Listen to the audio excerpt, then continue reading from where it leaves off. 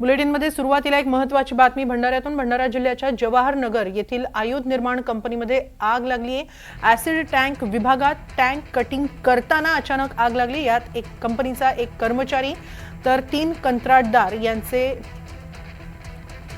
मजूर जखमी झालेत। घटना घडताच लगेच 4ही जखमींना रुग्णालयात दाखल करण्यात आलं। एकाला नागपूर इथल्या रुग्णालयात नेण्यात आलं तर 3 कर्मचाऱ्यांना भंडाऱ्यातील खासगी रुग्णालयात दाखल करण्यात आले। यामध्ये कंपनीचा एक कर्मचारी आणि कंत्राटदाराचे 3 मजूर असे 4 जण जखमी झालेले आहेत। भंडाऱ्यातील आयुध निर्माण कंपनीतली ही घटना आहे।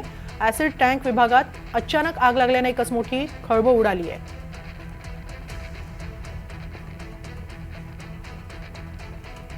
याबाबत अधिक माहिती घेऊया आमचे प्रतिनिधी अभय भुते यांच्याकडून। अभय, नेमकं काय घडले, सध्या काय स्थिती आहे?